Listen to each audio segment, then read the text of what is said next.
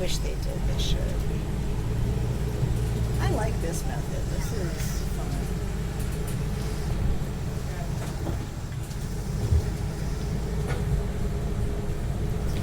This large gray building on the driver's side is the Memorial for Women in Military Service for America. This building was dedicated in 1997 by Brigadier General Wilma L. Vaught and is the only memorial in the country to honor all military service women. Ahead you'll see two black gates with two insignia on each side. These seals are for the services we had during World War I. The Army, the Navy, the Marines, and the Coast Guard. Air Force did not exist until after the National Defense Act of 1947.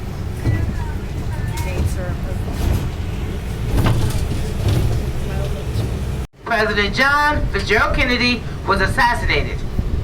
He was buried 3 days later, and the eternal flame was lit by First Lady Jacqueline. About a week later, two children who died before their father were reburied at Arlington Cemetery. One was a son named Patrick Bouvier. The other was a baby girl.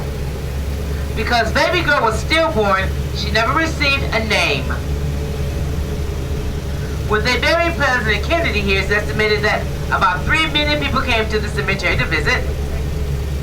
1 year later, it's estimated that over 11 million people came to the cemetery to visit.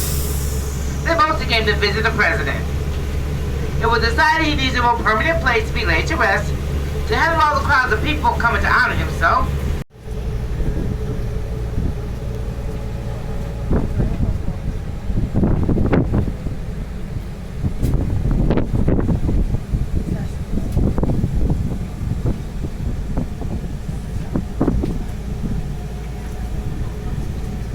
if you look ahead on the passenger side at a distance, you'll see a simple white cross. This cross marks the grave of Ted Kennedy.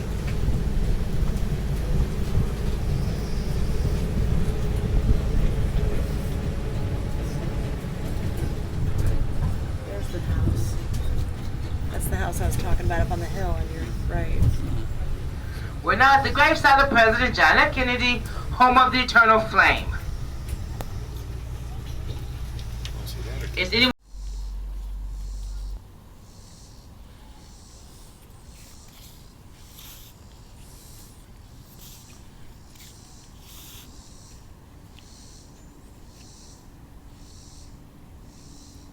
here dating back to World War I, and in the distance in those trees you'll see 4 large monuments. One on the back says chaplains, that one's dedicated to all chaplains who gave their lives throughout World War I. The other 3 are specific for Catholic, Protestant, and Jewish chaplains that gave their lives throughout World War II, Korea, and Vietnam. Now to your left is Section 7, and using that ANC Explorer app on your phone, you can locate the grave of General George C. Marshall, who I just mentioned a moment ago. Not only Army Chief of Staff during World War II, one of only 5 five-star generals in our nation's history, but most famous for what was known as the Marshall Plan. That was the plan to redevelop Europe after World War II. He won a Nobel Peace Prize for that work, and he is the only Nobel laureate buried here at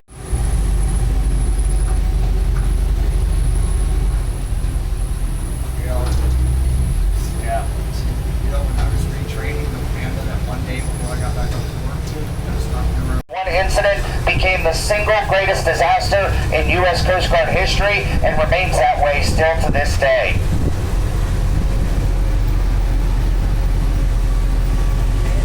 Now as we round the bend here and up the hill, look over to your left-hand side, way out there in the distance, well beyond the grounds of the cemetery, to see one of the tallest stone structures in the world.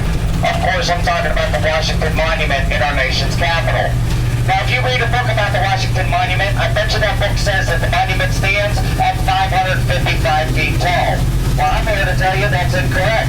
Because a number of years ago, we had an earthquake in Central Virginia. About 90 miles southwest of here was the epicenter. Did a lot of damage to the monument.